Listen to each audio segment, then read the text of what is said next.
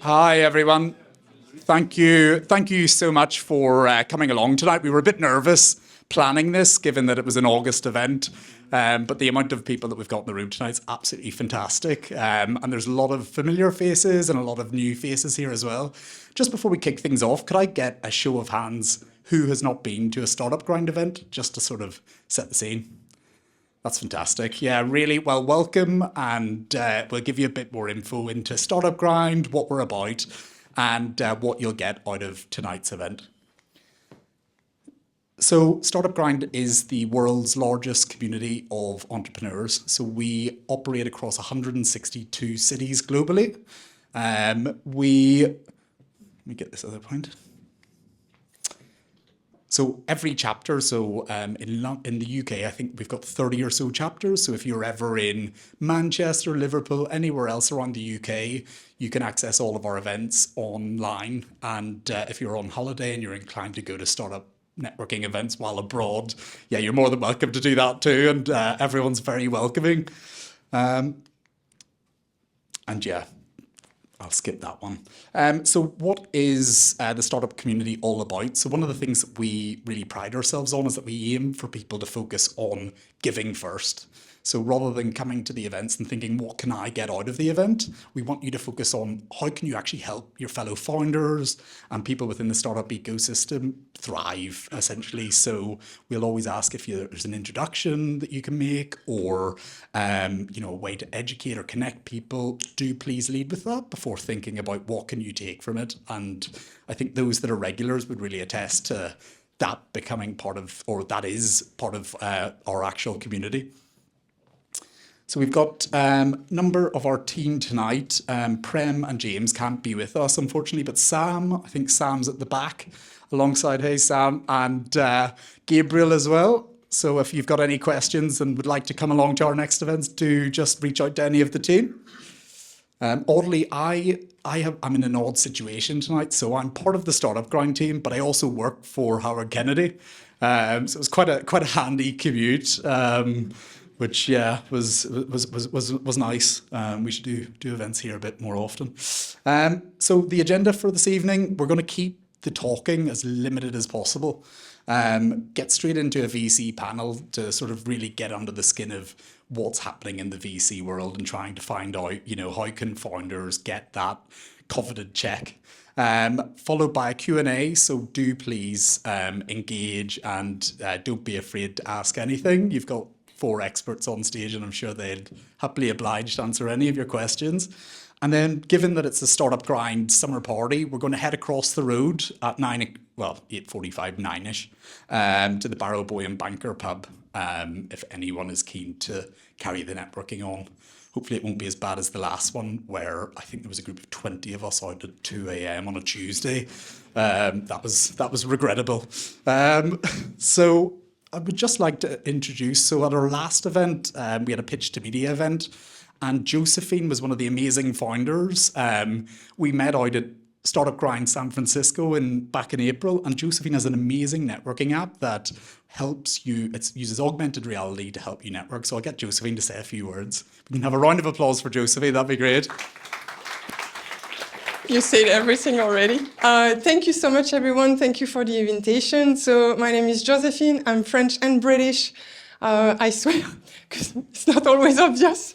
And I built an app called Aura that really the idea is to tell you who is who around you using augmented reality. So we just launched. You can download the app on iOS only for now. I'm sorry for all the Android users, but we'll get there. And little by little, we'll grow. The idea is really to get the network effect by helping events. So we're building the app to help events. So by default, everyone would have been on the app tonight. But please, if you want to test it and try it, we're on it. Mathieu is on it. A lot of people are on it. And so you can really look at what it looks like and the experience. Thank you so much and have a good evening. Thanks, Josephine. I would really encourage everyone to help out. So Josephine's applying for Y Combinator currently, and this is going to be a bit of a pilot run. So if we can boost those numbers and give her a better chance of, making that position in the accelerator, that'd be amazing. So yeah, thanks, Josephine. And we just need to give a round of thanks to our sponsors. On screen, AirWallex, Howard Kennedy, and Montpac. And our partners, you'll see there, Supreme Factory, Runway East, and Meetup Video. AirWallex couldn't be here tonight, unfortunately, so I will just take you through.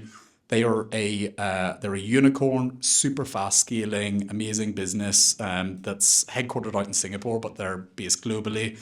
And essentially what they do is they help scale-ups deal with, essentially scale internationally using their payments platform. So if you work in if your startup essentially takes payments or makes payments internationally using FX, their platform can streamline everything, and they've got an amazing API as well that can help sort of integrate with your own startup. We then have Howard Kennedy. I'll be quiet for a second and introduce Alex, who helps me run the Ignite program. So Alex, welcome you up on stage. Thank you very much. Hi, everyone. I'm not going to talk very long. I'm one of the partners here at Howard Kennedy, so welcome to Howard Kennedy. I'll talk to you a little bit about Ignite. I know a few of you know about Ignite. Ignite is the startup program that we run here at Howard Kennedy. Gives us an opportunity to work with you all and just generally more interesting businesses that are starting up. We founded it relatively recently, within the last 18 months, partly because, well, this firm's always been an entrepreneurial firm working for entrepreneurs.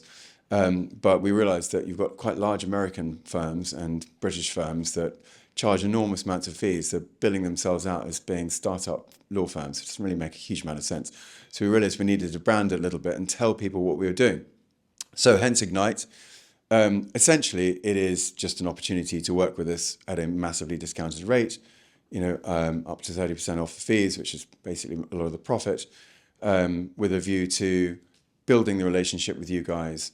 Also, we found that lots of people these days tend to start in a WeWork or shared working space, and you don't want to have the meeting with your bank there or with your founders and the investors there. So we offer our offices here for you guys to use. If you're on the program, you can come in, see subject to availability, terms apply, etc. And it just provides you with a different level of ability to present. The other big thing, and being in the startup world is all about this, is networks. And one of the things that lawyers are quite good at doing is networking and introducing their clients to other clients. In this case, we're quite good at introducing our clients to other networks. So Startup Grind is a fantastic network, I think largest in the world. But also we work with Vicasso, and we work with Kaiku, and a variety of other networks. So on the program, you will be introduced to these networks. I should also add with a shout out to Endex, which was our first Ignite client we ever had, who has subsequently gone to raise lots of money and build the product that they were looking to build, be very successful. So without further ado, I shall pass you back to Matt, who's wearing a different hat now. Yeah, I'm back to wearing my startup Grind hat. If anyone's looking for any of the team, if our team could put your hands up just so that you can be identified. If anyone's got any burning legal questions, just drop one of these guys and girls a message. So our final sponsor is Montpac. Montpac says on the screen, outsource financing and accounting for startups. They're offering a really good, they're a global business, I think they're headquartered in America, and they're doing really good stuff across the entrepreneur space. They've offered Startup Grind discount on all of our on all of their fees, I should say. So if anyone wants to reach out, just drop Anthony an email and you can get his details after the event.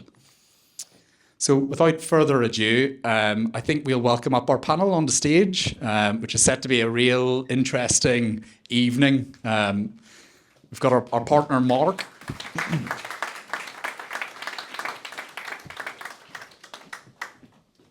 Pass this over to you, Mark. Thank you very much.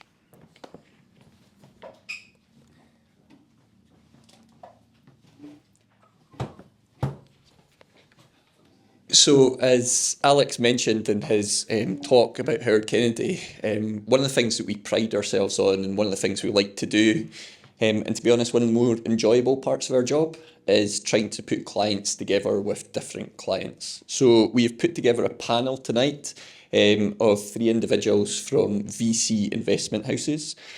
So these guys represent Fuel Ventures, Guinness Global Investors, and Praetura Investors. So these are guys that we have helped to launch VCTs over the last 2 years.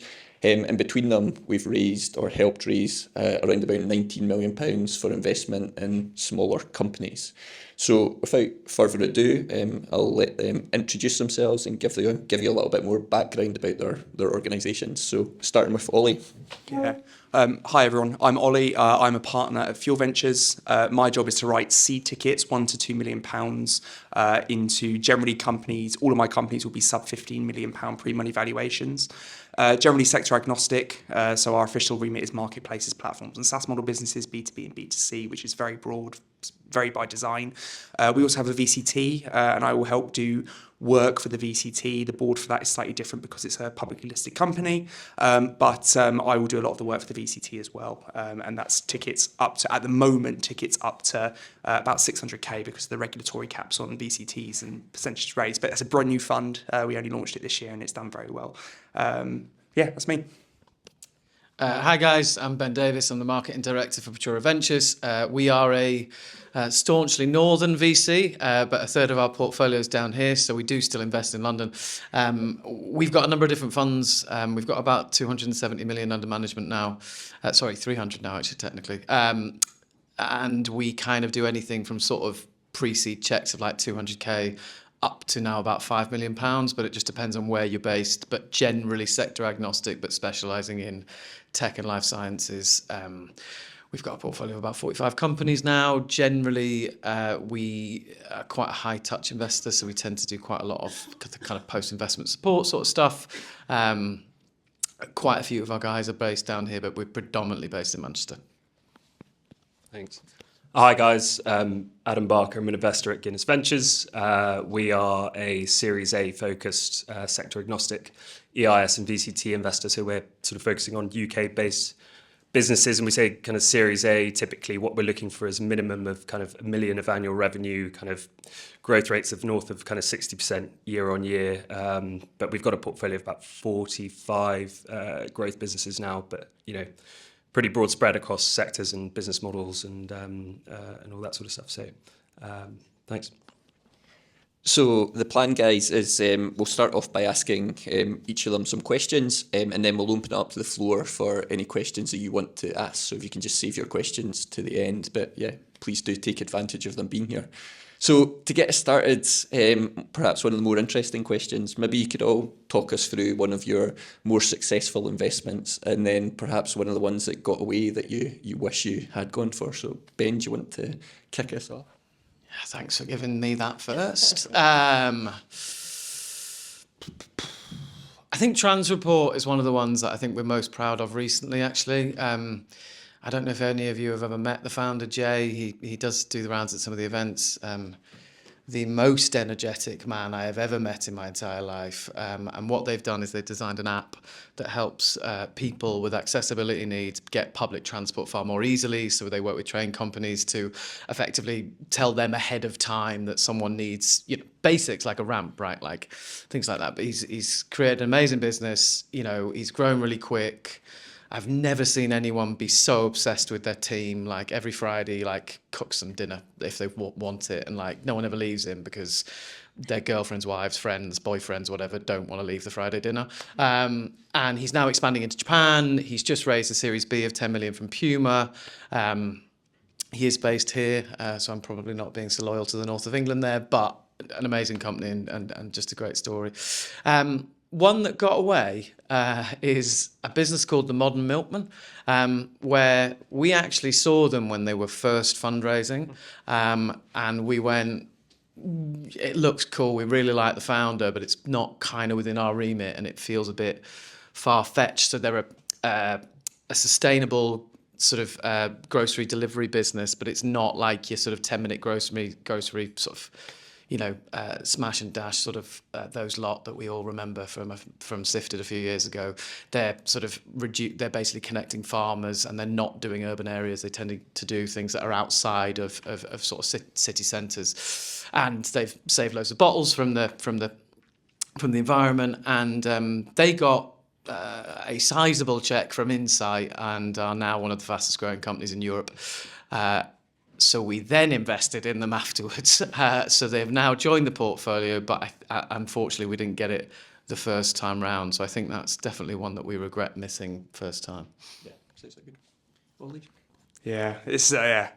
So on paper, currently my most successful business is a payments business. It's an account-to-account payments business called Volt, who at the moment are worth probably in the region of $500 million. We invested into their seed round, which was at a sort of a 3 million odd pre-money valuation. So we're doing all right on that on paper at this moment in time. Incredibly interesting business. Was a little bit out of remit because we invested into it slightly earlier than we would generally invest into businesses, but we just believed.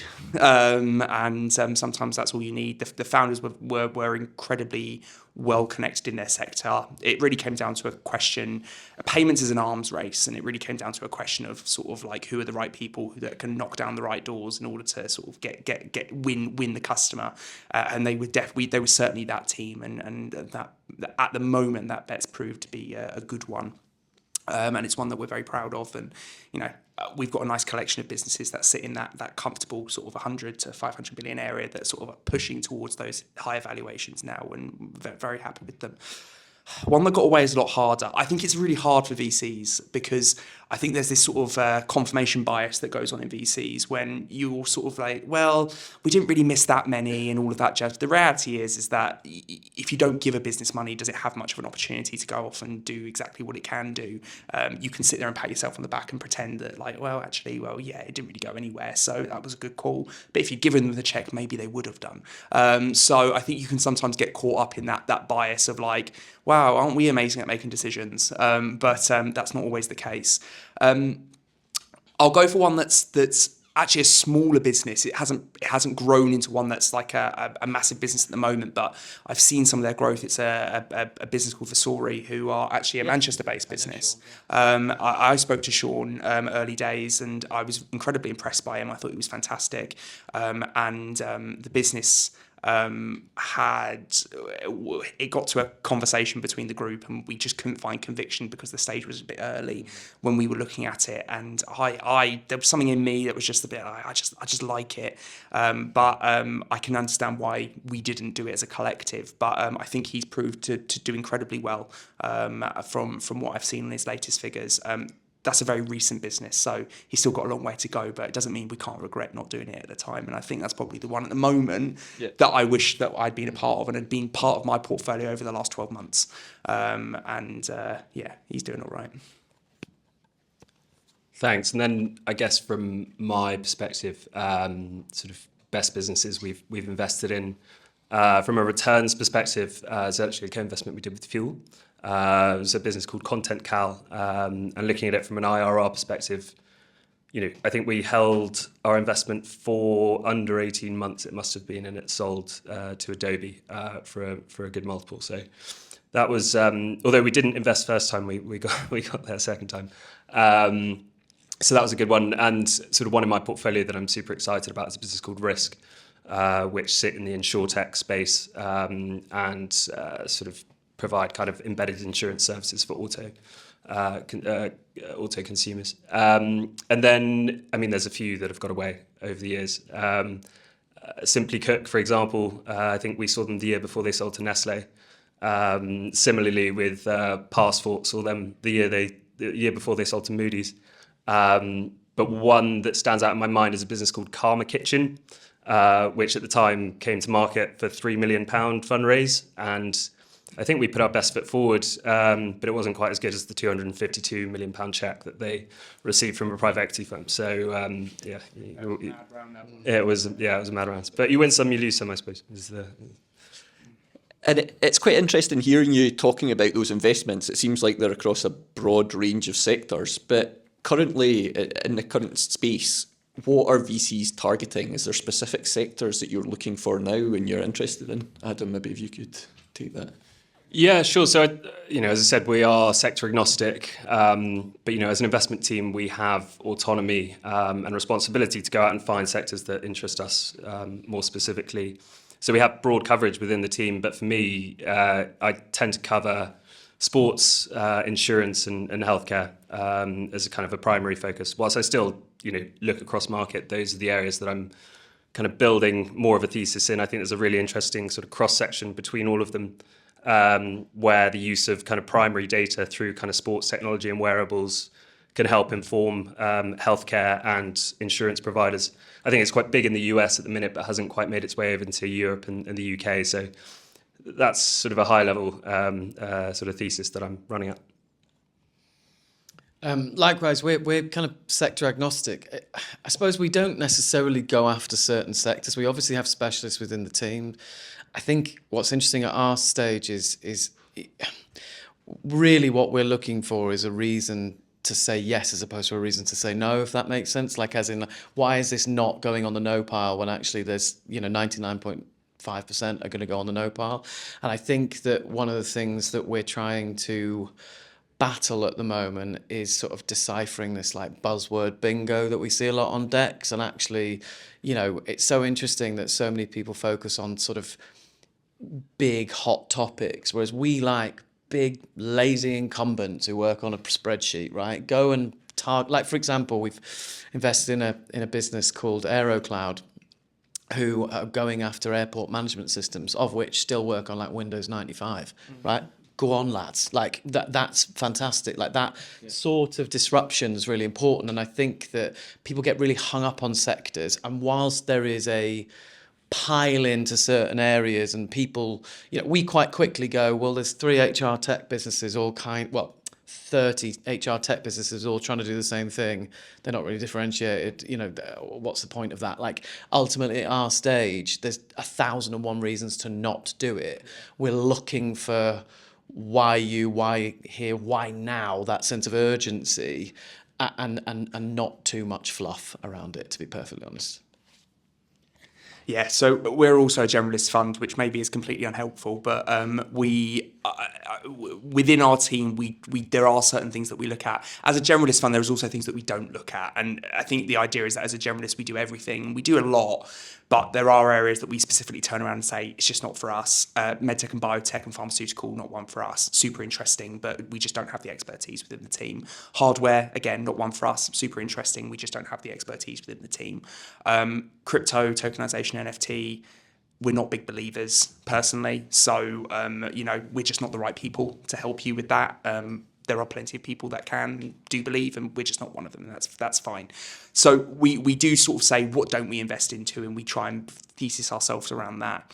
At the moment, some of the areas that we're seeing the most success, if I look at our portfolio across the last 2 years, we refer to them as niche software businesses. And really what they are, they're B2B SaaS businesses that operate in niche ICPs, where the ICP, the customer profile, is willing to spend outlier amounts of cash.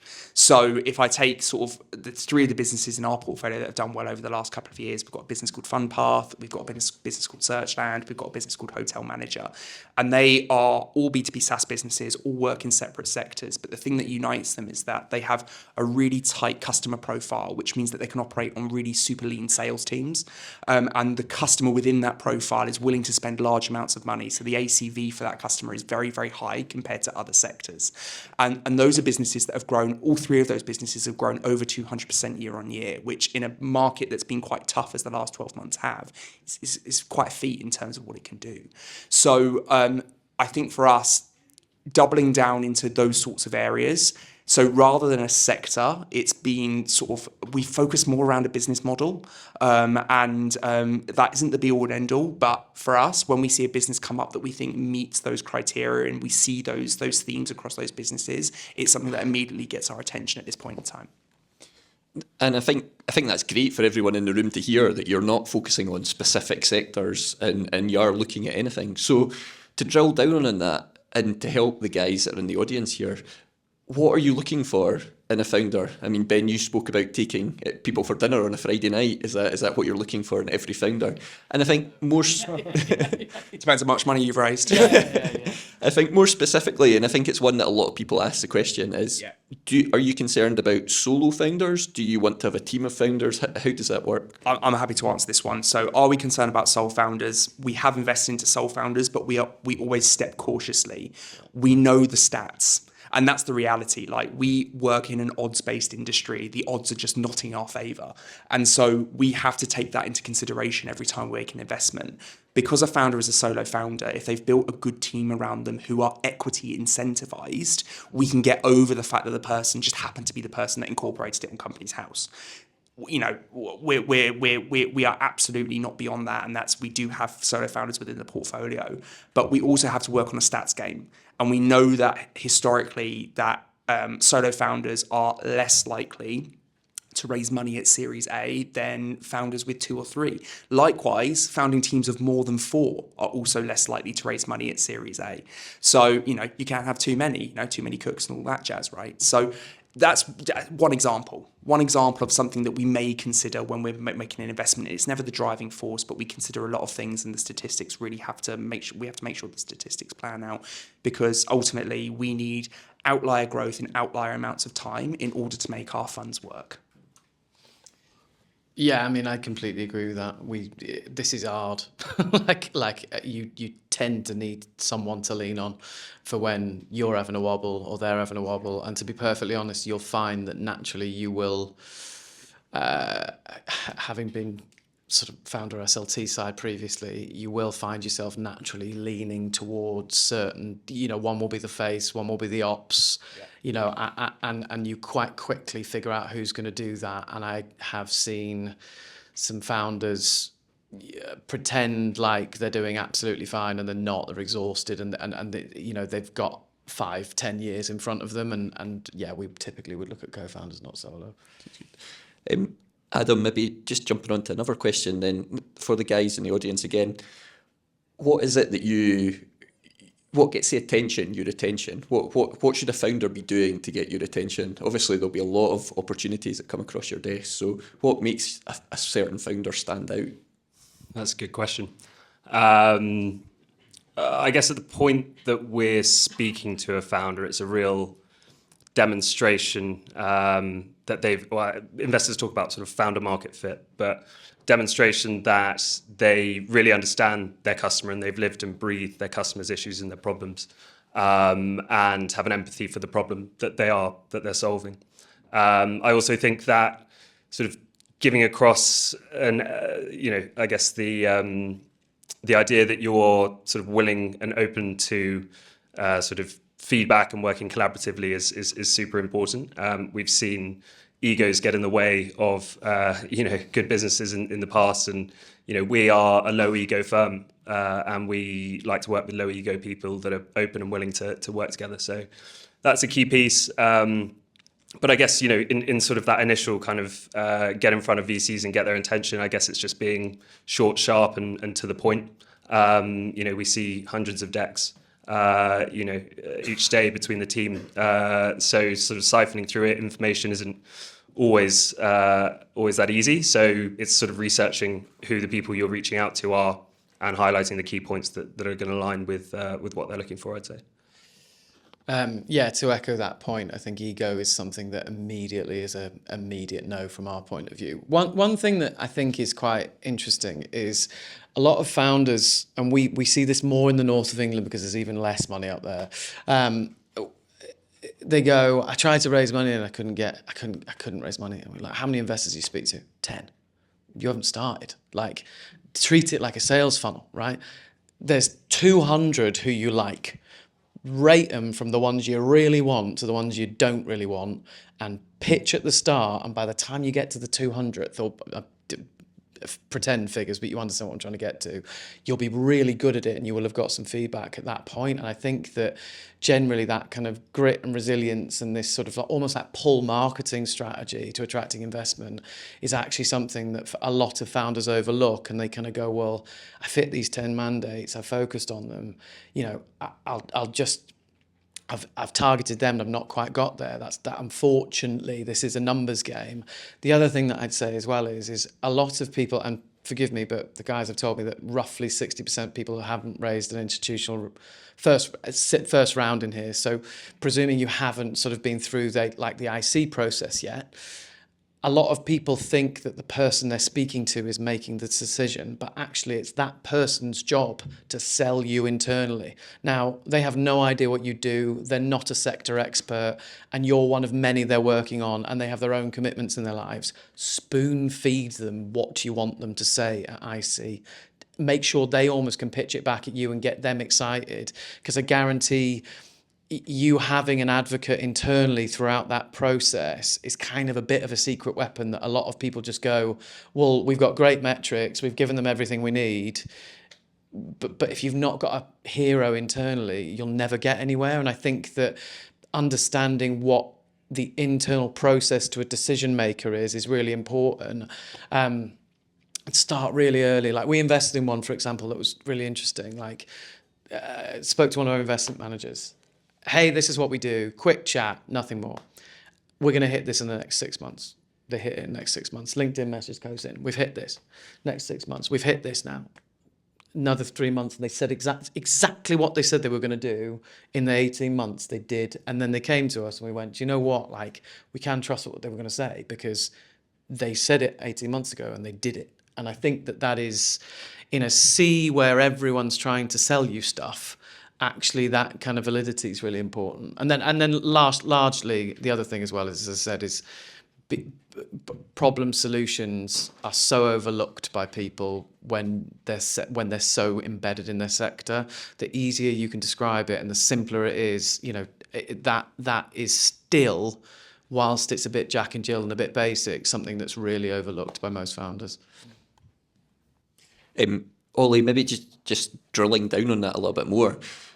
For the guys in the audience, what is it that you're looking for at that first meeting? You know, when these guys come in to speak to you for the first time, what are you expecting them to provide to you? Yeah, so I will generally start a meeting. I'll give a little introduction to myself, and at that point, I would have seen the deck. I won't take a meeting without seeing a deck first because I need to understand from a very basic level if I think that it fits the remit of the fund that we deploy. I would have seen the deck, and I will say to the founder, present the deck to me as if I have absolutely no idea what it is that you did. And the reason that I started like that is because the founder pitch is really important.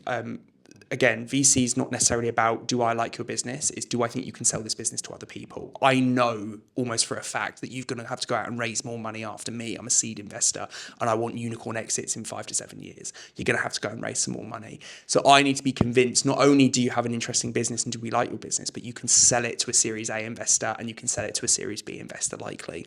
So I'll ask for the pitch and I want to see a really competent but really succinct pitch. I think in the first meeting, I generally allocate half an hour. I think it's a really efficient time use for me and for the founder. I don't want to stick the founder on an hour-long call when we're sort of in that first meeting because I imagine you're having a lot of first calls.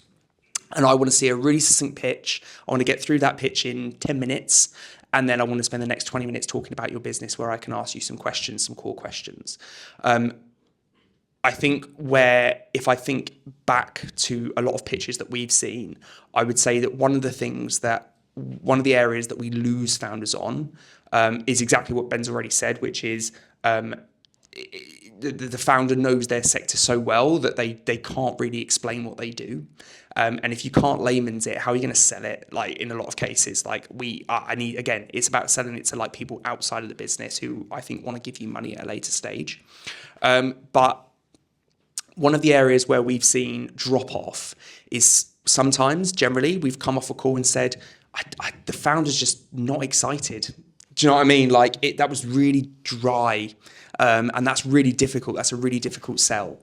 I also think that one of the things that as VCs we don't talk about enough is what I refer to as the meh company, which are companies, and a lot of companies fall into this bucket. There's nothing intrinsically wrong with the business. Like, it's interesting, they seem to be doing well, but they're just, there's nothing there that gets me up and gets me thinking, do you know what I'm going to do? I'm going to take this to my managing partner. I sit on the internal IC, but I'm going to take this to my managing partner. I'm going to tell him we should be investing into this company.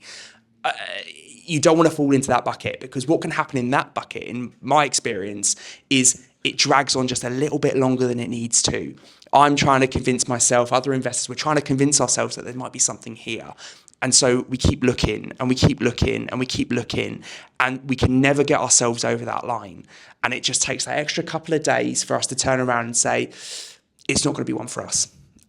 You either want a quick no or a quick yes. That's what you want, because either you can move on with your life or you can move on with us. And that's obviously what you want to get out of the meeting, and that's what I want to get out of the meeting too. Sounds good. Perfect. Ben, I'd quite like to start with you on this one, because I know Praetura are big on this, but just to flip this whole discussion on its head, what should the guys in the audience be expecting from you as a VC? What do you provide them with? Obviously, there's money there, but what is it apart from the money that you offer them? Yeah, so I think we were having this conversation beforehand, right? Like, being a founder in the last 3 years, for the ones who make it, you lot are going to be bloody bulletproof, to be perfectly honest, because it has been hard, man. Like, you have had economic turbulence, you've had a funding drought, you've had all manner of crazy shit thrown at you. From my point of view, the more you can lean on, and this is what the guys here are doing, right, at Howard Kennedy, like, they're trying to do stuff to help you in your business beyond the general service. Be cheeky by who around you can help you hit your goals. From my point of view, an investor you should treat, I know it's a bit of a cliche, but you should treat them like a partner. Like, can you WhatsApp them at 9 o'clock and go, something's gone tits? Do you know what I mean? Like, can you do that? Like, have you got that kind of relationship where you know that if something's gone really bad, they will roll up their sleeves and go, right, we're going to give you a hand to try and help with this because it's important. So I think we have things like a program where we match operational partners who are, industry heavyweights who kind of impartially give people advice. We have a portfolio toolkit which organises loads of discounts. We do portfolio festivals. We do PR with them. We do joint content with them. Like, ultimately, like, I think the thing, and lots of other people do that, right? Like, we collaborate with lots of VCs and other investors who share a similar approach to how we see stuff. There are certain people we also won't invest in because we don't think they do that. I would encourage you to look at their portfolio. Don't look at their case studies. Go and find one that failed, right? Go and find one that they've swept under the rug and ask them how they really were, because then you'll get a true look at, how is this marriage going to pan out in 5 to 7 years' time when we part ways, and were they a pain in the arse or not? Like, that's really important, because actually it's really easy for all of us to sit here and go, well, it was a roaring success. We helped. Like, actually, the reality of it is you need to look at lots of different scenarios and who's actually practicing what they preach, because I guarantee if there's 3 of them and they've got a portfolio of 100 businesses, unless they've got a structure in place, how do you think they're supporting their portfolio? So a term sheet will all try and win you, will promise you the moon and stars, but like, just try and, it's hard when someone offers you money, but I guarantee getting bad money out of a business is so much more difficult than getting bad money in, effectively. Adam, do you want to add to that? Yeah, I suppose difficult one to follow, but Guinness aren't we don't set out our stall as strategic investors by any means. We're sort of, specialists in the stage we're focusing on. So we focus on professionalization in businesses and helping kind of set the foundations for growth, deploying capital into sustainable operations, to form growth, also setting businesses up in the best way possible to get the Series B or next event, in effect. We see that as our jobs, getting a business from Series A to Series B, whether that's getting the right people in place, whether that's around the board or on the exec team, putting the proper reporting and governance in place, getting KPIs in place, because these are all things that a Series B investor or an acquirer is going to be looking to see track record around. So that's kind of the area that we tend to specialize in as investors. Brilliant. Well, thank you very much, guys. That was incredibly interesting, and I'd love to keep on asking you questions, but I feel like we should offer it out to the floor. So if you do have a question, then please feel free to raise your hand. Any questions? Okay. We start here. If you can let us know who your question's directed to as well, and I'll pass the mic. Really, anyone who wants to take it. So basically, I've been working for an AI startup for the last year, helping anyone automate tedious, repetitive work. One thing that is very apparent when you get to real users is a chat interface for LLM technology is horrible for normal users because it's like a blank sheet of paper. Every time you want to do something, you're supposed to write it out in chat. It feels insane. So the question I wanted to ask is, what are the most interesting non-chat interfaces you guys might have seen in founders coming to you to use LLM on the back end? So where they've actually designed something rather than just being like, talk to Claude or ChatGPT or whatever. Who wants to take that one? Right. Okay, I'll start. I'm not a specialist in this space, so forgive me, but I think for us, so first, let me lay out Fuel's position on AI because I think it's a really important point, right? So we are a seed investor. Our ability to rate AI at a seed stage is very limited. I can't come, and what we're finding in the market is that AI is premium in terms of valuations. Now, what I can't do is I can't come into your business, rip apart your tech stack and decide that it's legitimate AI and that it's worth the money that I'm going to have to pay for it. So what we tend to do instead is we are much more focused as a fund on established businesses or what we would call healthy businesses without the AI component who use off-the-shelf AI in order to improve a core part of their offering or to improve their gross margins. I am not bothered. I am really not interested in investing into LLMs. I am much more interested in investing into a marketplace that uses AI to cut half of its customer sales reps. And that AI is probably going to be off the shelf. It's going to be well funded, and it is probably going to be some kind of chat interface. So I'm probably not the best person to ask, but I actually think that my position is a relatively common position in the space. And I think that I genuinely believe that AI, and again, it feels a little bit cliche. I think it's probably been said quite a lot before. I think the AI space in general has the propensity to waste a lot of investor money. It's my genuine belief because it's almost dangerous. Like it's because there is no investor here. I'm speaking for the other investors here, but I feel confident in doing so. There's no investor here or any investor that I've spoken to who doesn't believe in the potential impact of AI on all core industries that they would generally invest into. Very different from what we saw from the crypto market in 2016 and 17, which is there was a large long tail of investors, myself included, who just didn't really believe in it and therefore put no investor dollars towards it. And so actually you were always relatively limited. There were some funds that were going to lose everything and a lot of funds that were going to lose nothing or only a little bit. Whereas AI now is like, it's always interesting to look at. So yeah, I know it's not necessarily an answer to your question, but I hope it gives you an idea. There are some very good artificial intelligence investors out there. I'm not necessarily one of them. I don't necessarily think we can add much to that, to be perfectly honest. I think our position is quite similar, to be perfectly honest. And I think that we likewise, when someone goes, I need a lot of money to train this LLM, we go, oh, I'm not sure about that. Because we're just not at that level of the market, right? I think we're better at going, I found this specific problem that I am trying to solve through this function, and this is why it suits it, and not doing that thing that we've all discussed before this, where people think we like hearing about AI, so they wrap a wrapper around it and go, we're an AI startup now, not focusing on the fact it's actually a technology.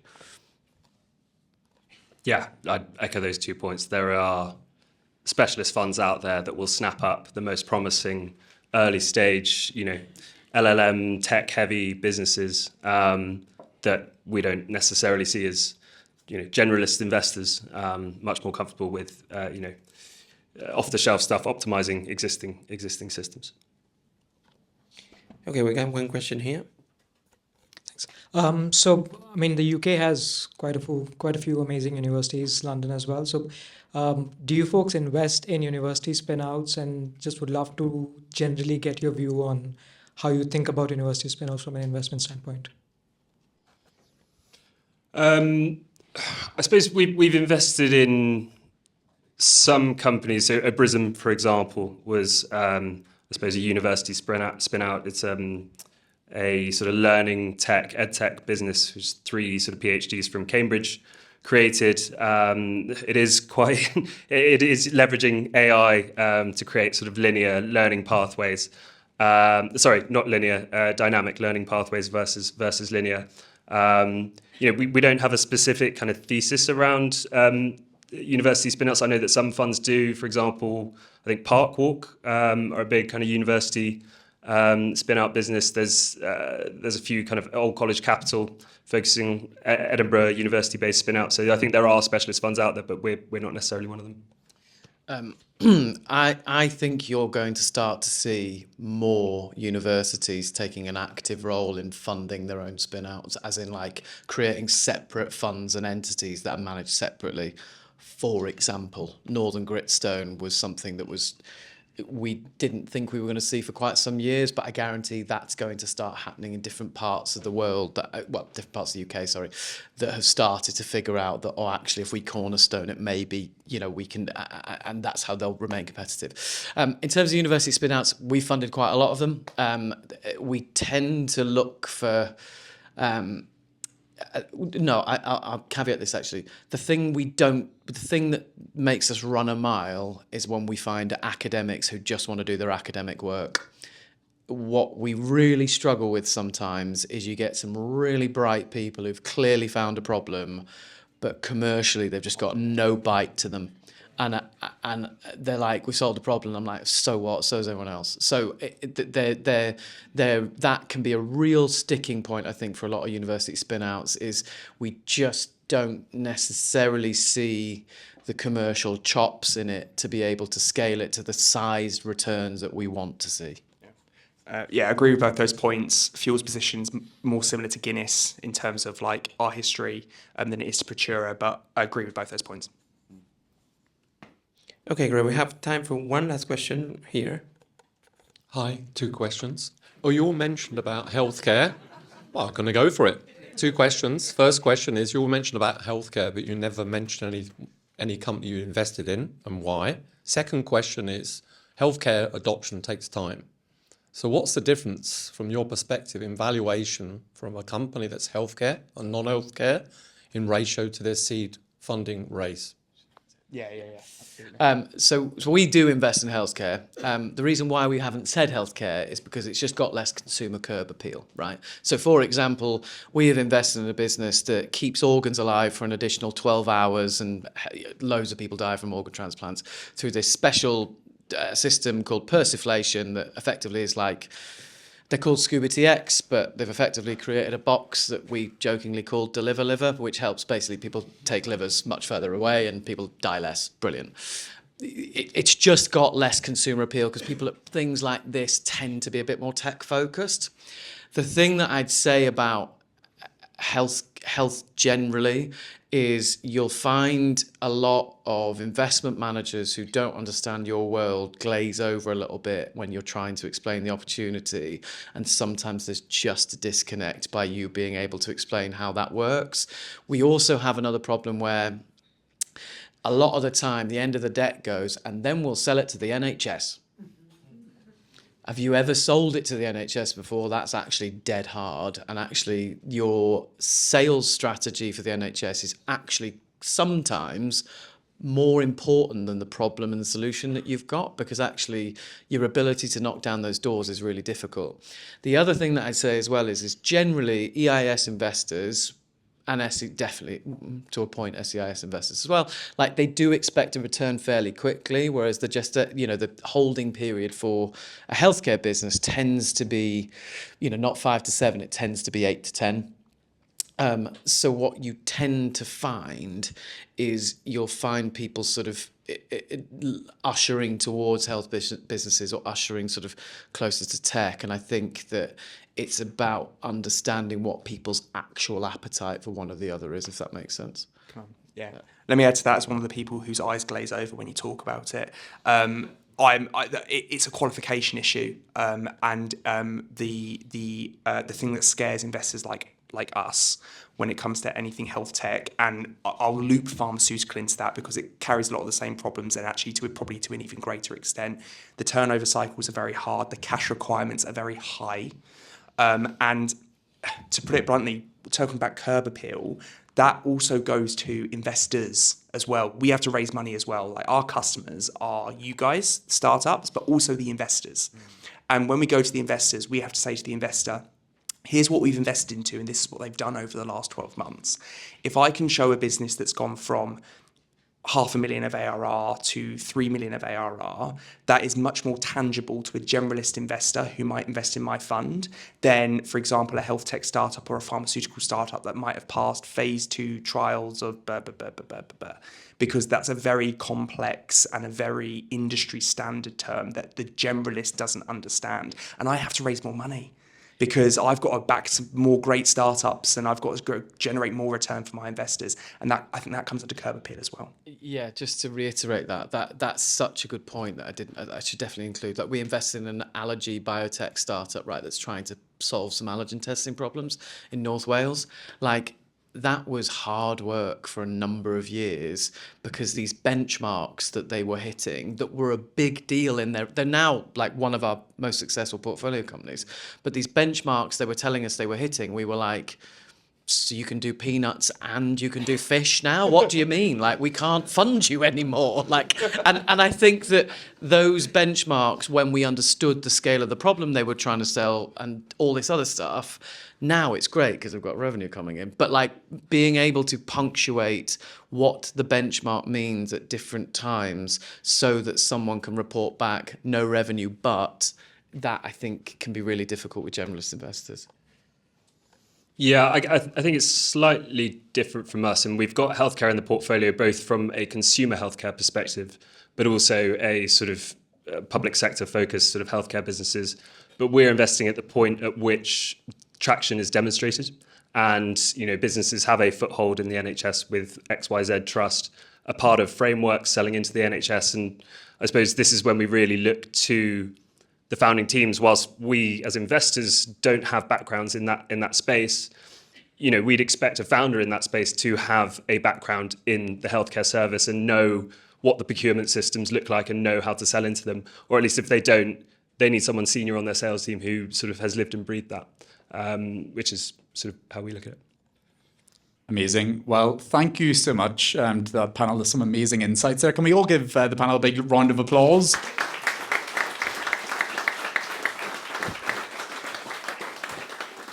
We'll try and accelerate this bit because the pizzas have arrived and we don't want to take any more of your time. So we just wanted to flag a few events that are coming up. So on the 10th of September, we have a pitch training session. It's all on virtual. These will be emailed out to you all after the event.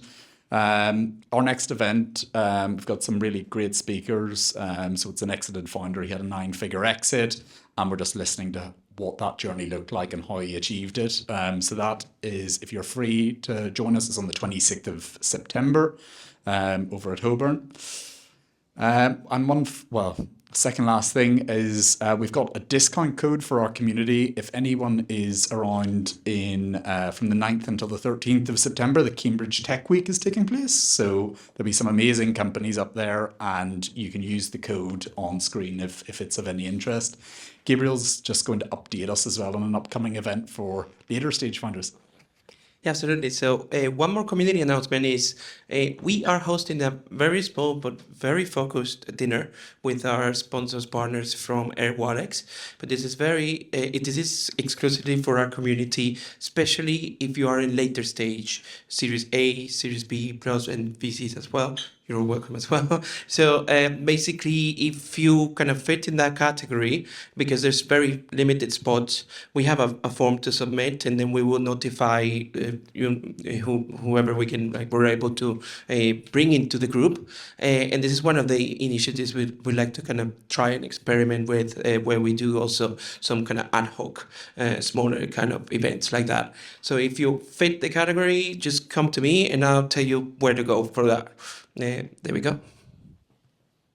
Thanks, and that's us. Yeah, pizzas are at the back, drinks are there as well, and just a reminder that we're going across to the Barrow Boy and Banker just opposite across the road afterwards at around 9 o'clock. Thanks very much.